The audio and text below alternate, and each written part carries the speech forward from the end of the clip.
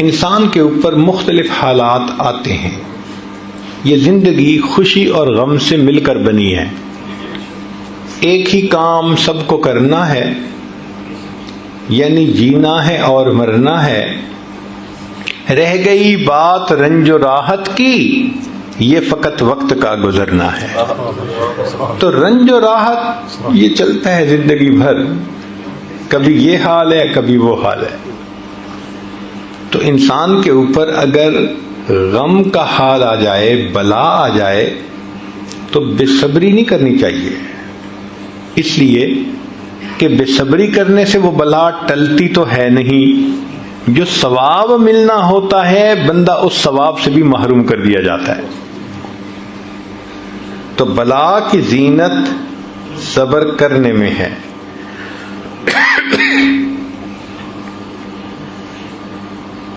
صحابہ رضوان ایک فقرہ اکثر آپس میں ایک دوسرے کو کہا کرتے تھے، یہ بہت کامنلی یوزڈ سینٹینس تھا. فرماتے تھے استقبال المصائب بالتجمل، کہ اگر مصیبتیں آئیں تو اچھے انداز سے ان کا استقبال کرو. جیسے مہمان کا استقبال کرتے ہو نا، اللہ اگر ایسے حالات بھیجے تو ان حالات کا بھی خوشی سے استقبال کرو. استقبال المصائب بالتجمل ومواجہۃ النعم بالتذلل. اور اللہ تعالیٰ اگر نعمتوں سے نوازے تو عاجزی سے ان نعمتوں کا استقبال کرو. استقبال المصائب بالتجمل ومواجہۃ النعم بالتذلل. جب اللہ نعمتیں عطا کرے تو عاجزی اختیار کریں، اللہ بلا بھیجے تو اس کے اوپر اچھے انداز سے اس کا استقبال کریں. کیوں کہ یہ مصیبتیں آتی ہیں بسا اوقات ہمارے لیے فائدے مند بن کر. وہ کیسے کہ انسان غافل ہو جاتا ہے، بھول جاتا ہے اپنے پروردگار کو، اللہ کے در سے دور چلا جاتا ہے. اور اللہ رب العزت نہیں چاہتے کہ میرے بندے مجھ سے دور جائیں، تو اللہ تعالیٰ پھر اس کی طرف پریشانیاں بھیجتے ہیں، مصیبتیں بھیجتے ہیں. جب پریشانی آتی ہے، مصیبت آتی ہے تو خدا یاد آتا ہے، پھر خدا کے گھر آتے ہیں. کاروبار میں اونچ نیچ ہو جائے، جو 5 نمازیں بھی نہیں پڑھتا تھا وہ اب بیٹھا ہوا تہجد بھی پڑھ رہا ہے، وہ اب تسبیح بھی کر رہا ہے، اور جی کاروبار میں کچھ پرابلم ہو گیا. تو مصیبتوں اور پریشانیوں میں آ کے انسان اللہ کی طرف رجوع کرتا ہے. تو اللہ تعالیٰ بس اوقات پریشانیاں بھیجتے ہیں بندے کو اپنے در کی طرف متوجہ کرنے کے لیے. پاک ہے وہ پروردگار، ذرا توجہ سے بات سنیے گا. پاک ہے وہ پروردگار جو اپنے غافل بندوں کو پریشانیوں کی رسیوں میں جکڑ جکڑ کر اپنے در کی طرف واپس کھینچ رہا ہوتا ہے. یاد رکھیں، خوشیاں سلاتی ہیں اور غم جگاتے ہیں. خوشیاں سلاتی ہیں اور غم اگر یہ غم نہ ہوتے پتہ نہیں ہم کس حال میں ہوتے. تو اللہ تعالیٰ یہ حالات چھوٹے موٹے بھیجتے رہتے ہیں کہ بندے ذرا متوجہ رہیں، غفلت میں نہ جانے پائیں. اس لیے اللہ والوں کا یہ دستور ہے کہ غم کے حال میں وہ زیادہ خوش ہوتے ہیں، نعمت کے حال میں ڈرتے گھبراتے ہیں. غم میں زیادہ خوش ہوتے ہیں. اس لیے کسی نے عجیب بات کہی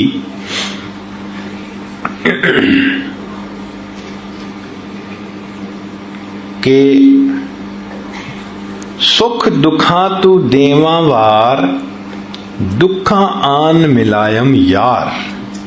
میں ان سکھوں کو دکھوں پہ قربان کر دوں، ان دکھوں نے مجھے میرے یار سے ملا دیا.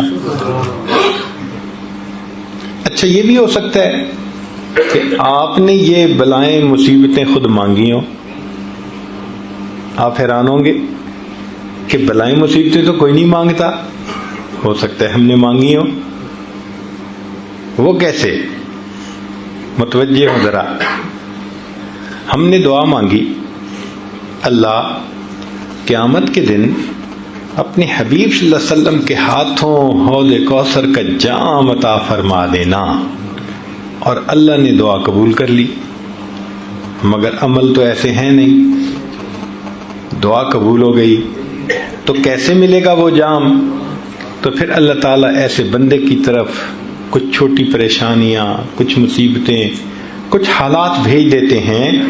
اگر وہ بندہ ان حالات پہ صبر کرتا ہے، اس کو بہانہ بنا کر اللہ اس کو یہ نعمت عطا فرما دیتے ہیں. آپ نے دیکھا ہوگا کہ بچہ جب اپنے آپ کو گندا کر لیتا ہے تو ماں اس کو پھر دھوتی ہے، نہلاتی ہے. اب بچے کی رونے کی آوازیں آ رہی ہیں تو آپ پوچھیں بچہ کیوں رو رہا ہے؟ اس کی ماں کدھر ہے؟ جی ماں پاس ہی تو ہے. تو اس کو چپ کیوں نہیں کروا رہی؟ جو ماں ہی تو رلا رہی ہے. تو وہ کہے گا ماں تو بچے کو نہیں رلاتی. تو جواب ملے گا جی بچہ گندا ہو گیا تھا، وہ اس کو دھو کے اس کو محبت کی وجہ سے گندا نہیں دیکھ سکتی، وہ اس کو دھو کے صاف ستھرا کر کے سینے سے لگانا چاہتی ہے. اللہ تعالیٰ بھی اپنے بندوں کو گناہوں کی نجاست میں لچھڑا نہیں دیکھ سکتے. جب بندے ایسے کر بیٹھتے ہیں فرمایا ما اصابکم من مصیبت فبما کسبت ایدیکم، ہاتھوں کی کمائی ہوتی ہے تو ہم پھر مصیبتیں بھیج کے میرے بندوں تمہیں پاک صاف کر لیتے ہیں تاکہ ہماری رحمت سے تمہیں حصہ نصیب ہو سکے. نعمت کی زینت شکر کے ادا کرنے میں اور بلا کی زینت صبر کرنے میں ہے. اور تیسری بات فرمائی کہ محسن کی زینت احسان کو نہ جتلانے میں ہے. اگر ہمیں کسی کے ساتھ بھلائی کرنے کا اللہ موقع عطا فرما دے تو ہمیں چاہیے کہ جتلائیں نہ. کیوں؟ نیکی کر دریا میں ڈال. اگر جتلا دیا تو وہ نیکی کا بدلہ مل گیا. فرمایا لا تبطلوا صدقاتکم بالمن والاذی، تم اگر صدقات بھی دیتے ہو تو ان کو احسان چڑھا کے ضائع مت کرو. ہمارے مشائخ دائیں ہاتھ سے اس طرح نیکی کرتے تھے کہ بائیں ہاتھ کو پتہ نہیں چلا کرتا تھا. اور آج ہمارا بالکل وہی حال ہے. ہم دائیں ہاتھ سے اس طرح گناہ کرتے ہیں کہ بائیں ہاتھ کو پتہ نہیں چلنے دیتے. تو جس طرح ہم گناہوں کو چھپا لیتے ہیں، ہمارے مشائخ نیکیاں کر کے ان کو اس طرح چھپا لیا کرتے تھے. امام اعظم حنیفہ رحمۃ اللہ علیہ گرمی کے موسم میں سخت دھوپ کے اندر کھڑے ہیں، پسینہ آ رہا ہے. ایک واقف کار وہاں سے گزرا. اس نے کہا حضرت چل چلاتی دھوپ ہے، پسینہ آ رہا ہے اور آپ دھوپ میں کھڑے ہیں، یہ دیوار کے سائے میں آ جاتے، چھاؤں میں آ جاتے. تو حضرت نے فرمایا کہ نہیں، میں چھاؤں میں کھڑا نہیں ہوں گا. اس نے پوچھا کیوں؟ فرمایا کہ صاحب خانہ نے مجھ سے قرضہ لیا ہوا تھا اور آج اس نے واپس کرنے کے لیے مجھے بلایا تھا. میں نے دروازہ کھٹکھٹایا ہے، دھوپ میں اس لیے کھڑا ہوں کہ اس قرضے کے بدلے اس کی دیوار کے سائے کا بھی فائدہ نہیں اٹھانا چاہتا، یہ بھی نہ سود بن جائے. چنانچہ سلف صالحین اگر کسی کا بھلا کرنا چاہتے تھے، خدمت کرنا چاہتے تھے، تو رات کو ان کے دروازے کھول کے جو سامان ہوتا تھا ان کے گھر کے اندر ڈال کے اور اوپر پیغام دے دیتے تھے کہ یہ تمہارے لیے فلاں ہے. اور اس لیے ایسا کرتے تھے کہ یہ بھی پتہ نہ چلے کہ ہمارے ساتھ یہ بھلا کس بندے نے کیا ہے. چنانچہ سیدنا صدیق اکبر لانو کا زمانہ خلافت ہے. عجیب واقعہ ہے. عمر لانو ملنے کے لیے آئے تو دیکھا کہ وہاں پر ایک کاغذ پڑا ہوا ہے، جو بھی چمڑے کی کوئی چیز تھی، اور اس پر لوگوں کے نام لکھے ہوئے ہیں جو سینئر سٹیزن تھے، زیادہ بوڑھے تھے یا معذور لوگ تھے، ہینڈی کیپ تھے، اور ان کو خدمت کی ضرورت تھی، اور جس نے ان کی خدمت ذمے لی ان کا بھی نام آگے لکھا ہوا تھا. اس کی خدمت اس نے ذمے لے لی، اس کی اس نے لے لی، اس کی اس نے. ایک جگہ ایک بڑھیا کا نام لکھا ہوا تھا، آگے جگہ خالی تھی، تو عمر لانو نے اس بڑھیا کا نام بھی نوٹ کر لیا اور اس کا گلی، مکان، ایڈریس بھی نوٹ کر لیا، اور کہا کہ بھائی اس کی خدمت میں کروں گا. اب بوڑھی عورت کی کیا خدمت کرنی ہوتی تھی کہ اس کے گھر میں جاتے تھے، جھاڑو دے دیتے تھے، برتن دھو دیتے تھے، باہر سے پانی بھر کے اس کو گھر میں پہنچا دیتے تھے. ان کاموں کے ہونے سے اس بڑھیا کو آسانی ہو جاتی تھی، وہ پردے میں رہ کے زندگی گزارے. عمر لانو نے فجر کی نماز پڑھی، بڑھیا کا دروازہ کھٹکھٹایا، پوچھا کون؟ اماں میں خدمت کے لیے حاضر ہوا ہوں. اس نے بھائی خدمت کرنے والا تو کوئی آیا تھا، وہ خدمت کر کے چلا گیا. اچھا ٹھیک ہے. اگلے دن فجر کی بجائے تہجد پڑھ کے آئے، دروازہ کھٹکھٹایا، اس نے پوچھا کون؟ اماں خدمت کرنے کے لیے آئے. بھائی خدمت کرنے والا تو آیا تھا، کر کے چلا گیا. اماں وہ کون تھا؟ نہ میں نے کبھی نام پوچھا، نہ اس نے کبھی نام بتایا. اماں اس کا قد کاٹ کیسا تھا، شکل کیسی تھی؟ بھائی وہ جب آتا تھا تو دروازے سے کہتا ہے پردہ کر لو، میں کمرے میں چلی جاتی ہوں، وہ سارے کام کر کے جاتے ہوئے بتا دیتا ہے جی پردہ ختم ہو گیا، دروازہ بند کر کے چلا جاتا ہے. آج تک میں نے اس کی شکل بھی نہیں دیکھی. عمر لانو بڑے حیران ہوئے، یہ کون جواں مرد ہے، خدمت بھی کرتا ہے تو ایسے کہ پتہ بھی نہیں چلنے دیتا، اور تہجد کے وقت خدمت ہو چکی. وہ بھی عمر بن الخطاب تھے. اب اگلے دن عشاء کی نماز پڑھ کے وہ آئے اور بڑھیا کے گھر کے قریب کسی جگہ اوٹ میں بیٹھ گئے کہ میں دیکھتا ہوں کون آتا ہے. فرماتے ہیں کہ جب رات گہری ہو گئی، پن ڈراپ سائلنس، ہاتھ بھی بندے کو نہیں دکھائی دیتا تھا، اتنا اندھیرا ہو گیا. اس وقت میں نے دیکھا کہ ایک آدمی آہستہ آہستہ چلتا ہوا اس بڑھیا کے گھر کے دروازے کے قریب پہنچ رہا ہے. تو میں اٹھا اور میں نے پوچھا من انتا، تو کون ہے؟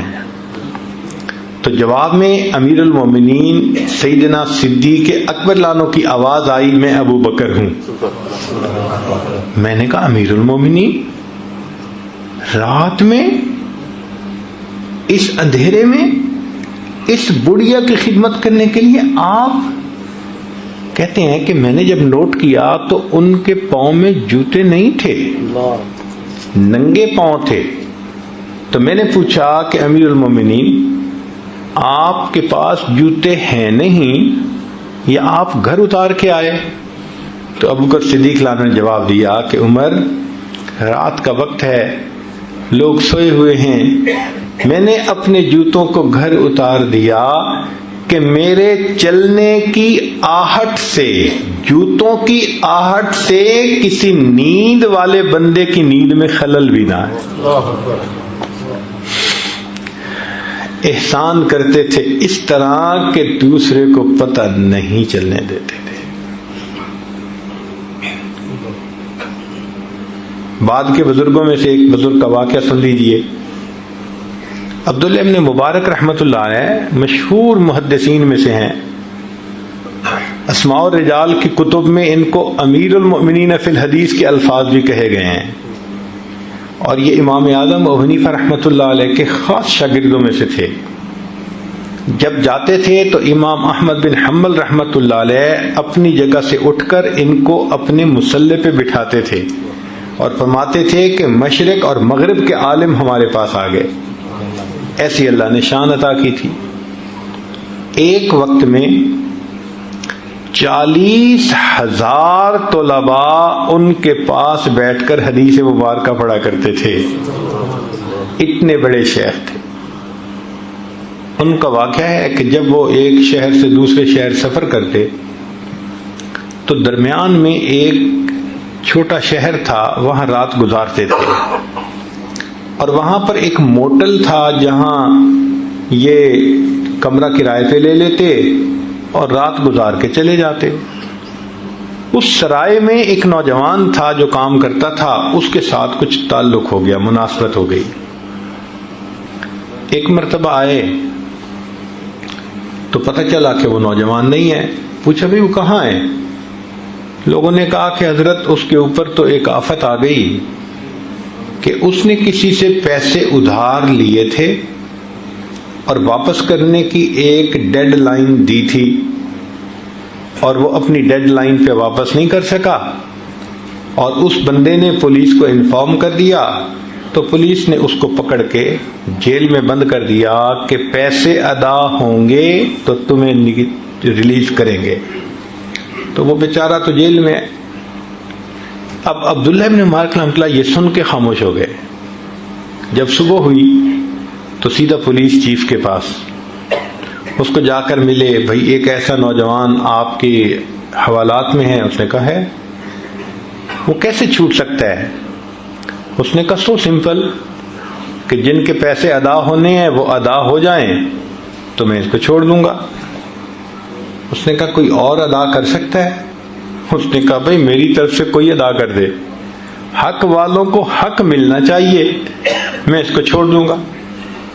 فرمانے لگے کہ اس کے پیسے میں ادا کرتا ہوں مگر ایک شرط کے ساتھ. اس نے کہا کون سی شرط؟ کہنے لگے کہ شرط یہ ہے کہ تم نے کسی پر میرا نام ظاہر نہیں کرنا. یہ احسان ہوتا ہے، پتہ بھی نہ چلنے دینا. چنانچہ عبداللہ ابن مبارک رحمۃ اللہ نے پیمنٹ کر دی اور چلے گئے اس شہر سے. بعد میں پولیس چیف نے اس نوجوان کو جب ریلیز کر دیا تو اس کو اتنا پتہ چلا بھائی کسی نے تمہارا قرض دے دیا ہے. کس نے دیا اس کا پتہ نہیں چلا. وہ نوجوان واپس آ گیا.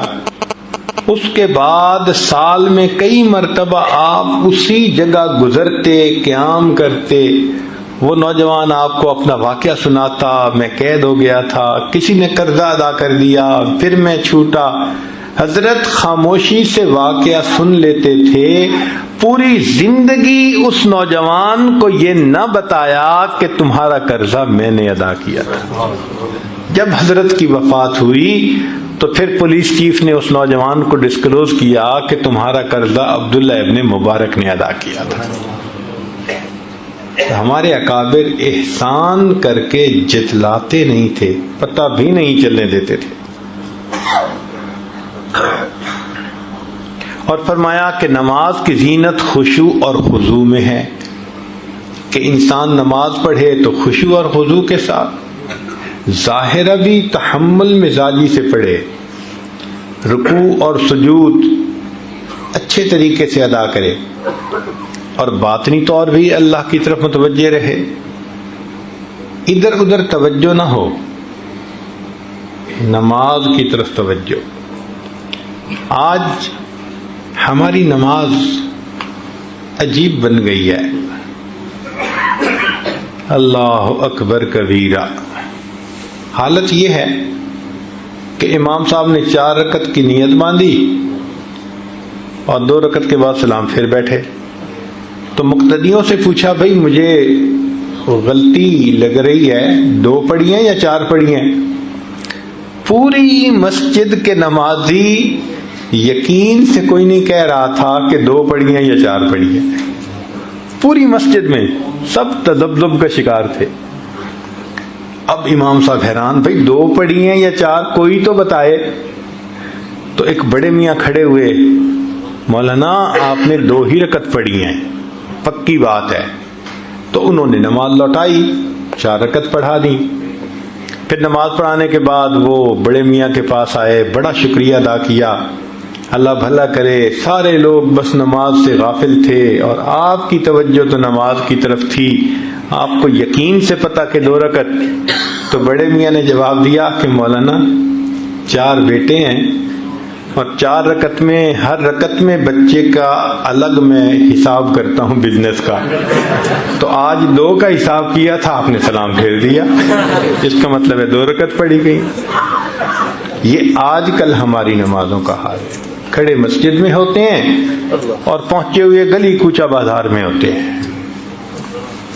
مجھے تو ایسے لگتا ہے کئی مرتبہ کہ ہوائی جہاز سے سفر کر رہے ہوتے ہیں نا، تو کچھ مسافروں کو نا نیند آ رہی ہوتی ہے، اونگ رہے ہوتے ہیں، اور جب جہاز لینڈ کرتا ہے نا تو وہ اسی حال میں اونگ رہے ہوتے ہیں، جیسے پہیے زمین پہ لگتے ہیں نا تو ان کی آنکھ کھلتی ہے، اوہ لینڈ کر گئے۔ بالکل اسی طرح لگتا ہے کہ ہم اللہ اکبر کے الفاظ سے فلائی کر جاتے ہیں اور پھر پتہ نہیں کن خیالات کی دنیا میں اڑتے رہتے ہیں، اور جب امام کہتے ہیں نا السلام علیکم ہمارے پاؤں زمین پہ لگ جاتے ہیں، اب ہم واپس آ گئے۔ نماز تو وہ ہے جس میں اللہ کی طرف خشوع خضوع ہو بندے کو۔ اللہ اکبر کبیر۔ ہمارے اکابر نماز بنایا کرتے تھے، تو نماز کی زینت خشوع اور خضوع میں ہے۔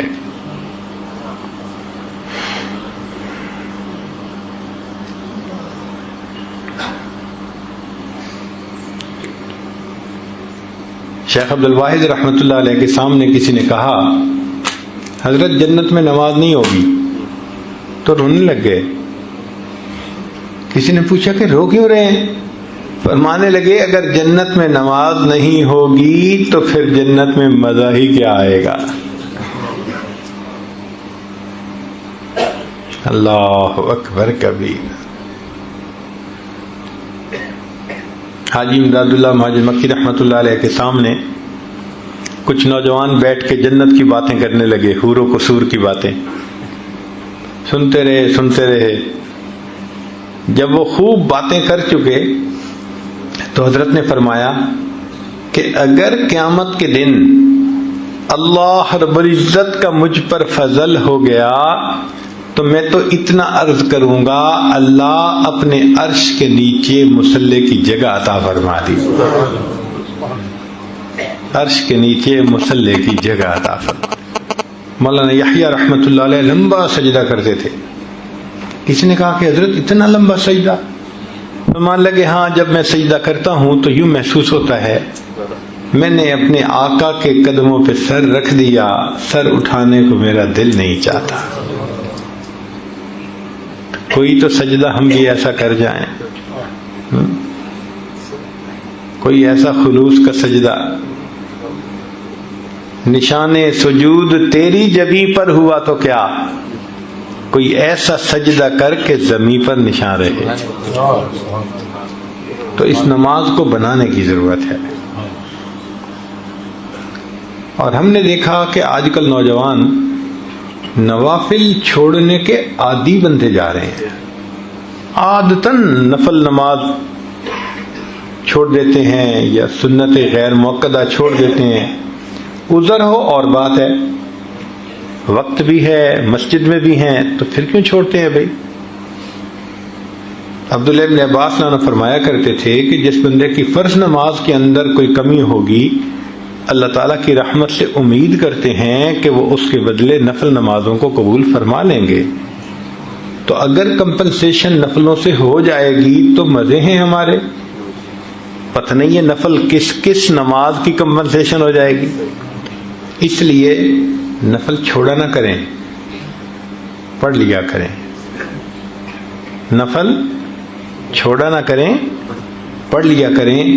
ہمیشہ یہ سوچا کریں کہ معلوم نہیں کس جگہ کا کیا ہوا میرا سجدہ میرے اللہ کو پسند آ جائے، میں نہیں جانتا، اس لیے میں اور چند سجدے کر لوں۔ تو نماز کی زینت خشوع اور خضوع میں ہے۔ اب یہاں پر ایک اور بھی بات اس موقع پہ کر دیتا ہوں امام ربانی مجدد ثانی رحمۃ اللہ علیہ نے اپنے مکتوبات میں ایک عجیب بات لکھی ہے.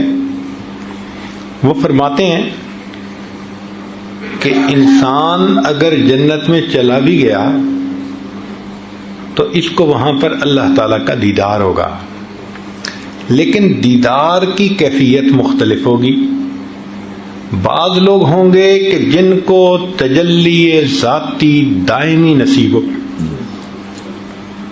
اللہ تعالیٰ اپنے چہرہ انور سے بالکل پردے ہٹا دیں گے صفات کے، اور چہرے کا دیدار ہوگا. اور فرماتے ہیں کہ بعض لوگوں کو دیدار تو ہوگا مگر اوپر پردے آ جائیں گے صفات کے، 70,000 پردے. اب پردوں میں سے دیدار ہونا اور چیز ہے، بغیر پردے کے دیدار ہونا. تو وہ فرماتے ہیں اپنے مکتوبات میں کہ اس کا معیار دنیا میں انسان کی نماز ہے. جو دنیا میں بغیر وساوس کے نماز پڑھتا ہوگا اس کو جنت میں بغیر پردوں کے دیدار نصیب ہوگا. جس کو جتنے وسوسے آتے ہوں گے اس کو جنت میں اتنا پردوں میں سے دیدار. اب یہ جتنے وساوس ہیں یہ پردے ہیں اللہ تعالیٰ کے دیدار. تو بھائی زندگی میں محنت کر کے ان وساوس سے جان چھڑائیں. وساوس سے جان چھڑانا محنت چاہتا ہے، چھوٹا سا کام نہیں ہے، اور ہم سمجھتے ہیں یہ خود بخود ختم ہو جائیں گے. ایک طلباء کے لیے علمی نکتہ، جب کوئی آدمی کتاب لکھتا ہے تو کتاب کے آخر پہ وہ سب سے جو اہم بات ہوتی ہے نا، جو اہم نقطہ ہوتا ہے وہ اس کو لکھتا ہے، اہم پیغام دیتا ہے. کتاب اینڈ ہو رہی ہے نا، ختم ہو رہی ہے. لب لباب، جو ساری بات کا نچوڑ ہوتا ہے وہ کتاب کے آخری صفحے پہ آ کے لکھتا ہے کہ بھئی یہ مقصد تھا پورا.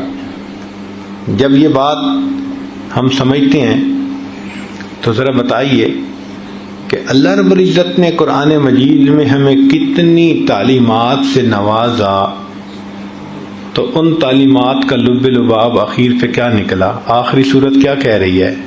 قل اعوذ برب الناس ملک الناس الہ الناس من شر الوسواس الخناس. یہ خناس کے وساوس یہ اتنے برے کہ اللہ نے نچوڑ نکالا قرآن کا اس جگہ پہ آ کے. اس سے نجات پاؤ، اللہ کی پناہ مانگو، مگر اس کے لیے محنت کرنی پڑتی ہے. نماز بنانے میں ایک اصول یاد رکھیں کہ نماز بنتی ہے بار بار نماز کی مشق کی جائے اور نماز کے باہر اللہ کا ذکر کیا جائے. اس کی مثال یوں سمجھیں کہ ایک آدمی اگر ہیوی ویٹ باکسنگ چیمپئن شپ کا مقابلہ کرنا چاہتا ہے تو آپ اس کو دیکھیں گے، کبھی تو وہ جاگنگ کر رہا ہوگا، اور کبھی وہ جمپ کر رہا ہوگا، اور کبھی وہ سپرنگ کھینچ رہا ہوگا، اور کبھی لٹک رہا ہوگا، اور کبھی ایک چمڑے کا تکیہ اس کو مکے مار رہا ہوگا. یہ سارے کام وہ کیوں کرتا ہے؟ اس لیے کہ اس کو یہ پتا ہے کہ میں جتنی تیاری کروں گا، جب میں رنگ کے اندر داخل ہوں گا تو اتنی بہتر پرفارمنس میں دکھا سکوں گا.